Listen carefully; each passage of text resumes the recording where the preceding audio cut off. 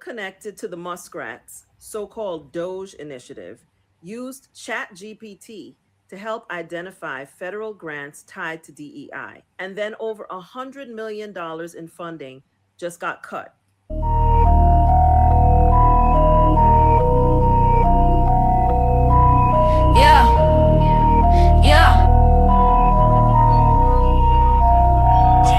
They use AI and ChatGPT to help decide what needed to be cut out of our federal government. AI does not understand consequences. It does not understand history. It does not understand people. It looks for patterns. That's it. So if you feed it, find anything that looks like DEI and eliminate it, it's going to flag it and then eliminate it. But it cannot tell you, is this important? Does this help people? What happens if this goes away? So right out the gate, this isn't precision. This is filtering. And filtering without understanding the consequences is how you start cutting things you don't fully grasp or fully understand, right? Here's what's actually going on, and this part matters. The deposition videos that are now circulating didn't just come out of nowhere. They were released as part of an ongoing civil lawsuit connected to mass cancellation of federal grants, including funding tied to the National Endowment for the Humanities, NEH, and other federally supported programs. What's being challenged in that lawsuit is how these decisions were made, because we're not talking about routine budget adjustments. We're talking about what has been described as one of the largest mass terminations of grants in NEH history. So now this is where people need to wake up. This is not internet drama. This is a lawsuit. That means people are saying these decisions weren't just controversial. They may have been wrong, and not politically wrong, legally wrong. Because if you're cutting funding, especially already approved funding, there's supposed to be a process. There's supposed to be structure. You don't just wake up one day and say, oh, okay, I just want to cut that because that's DEI. But that's exactly what this is starting to look like. So right now, do you have an understanding of what DEI is? Yeah.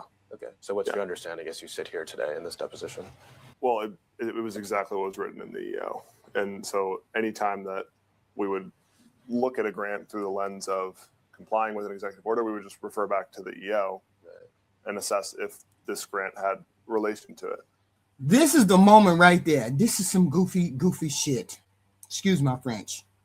You got people who can't even define DEI cutting programs. You're asking somebody who helped cut the programs to define what they're cutting, and they can't do it. They keep going back to a document. They keep deflecting. They keep circling around, but he never just says, here's what it means. Now think about that.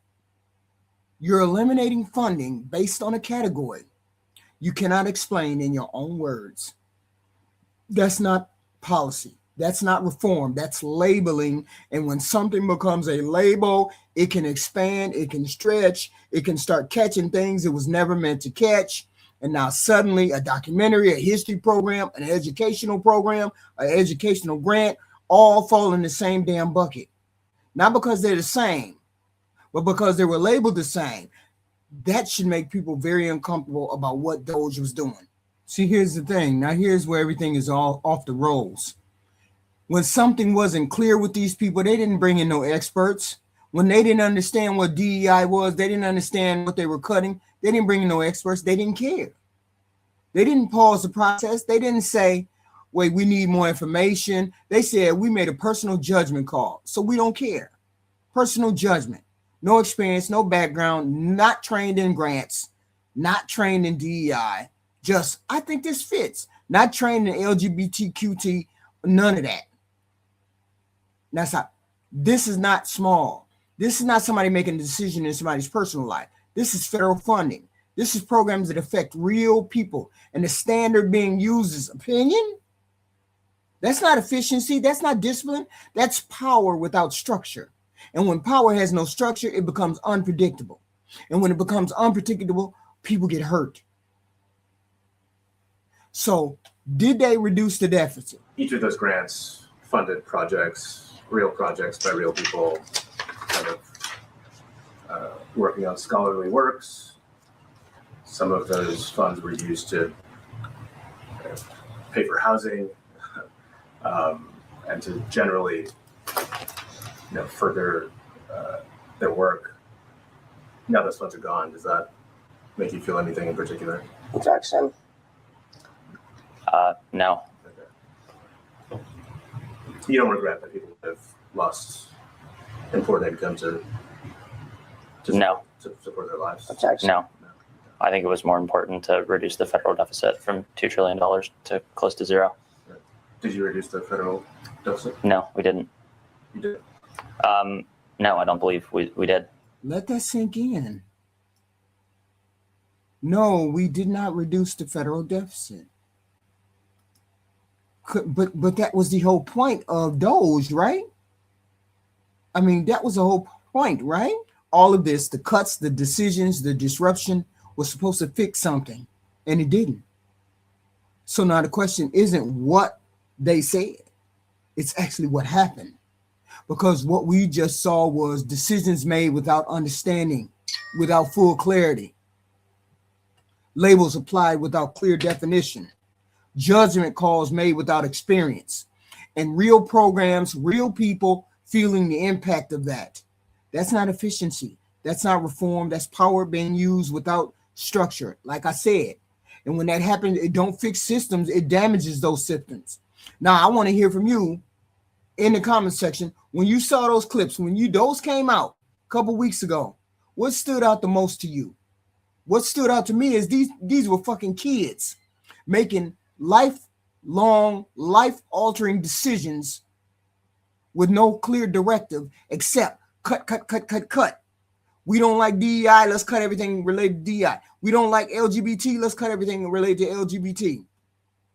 Not understanding why you had those particular people in there doing that job when you needed experts in there.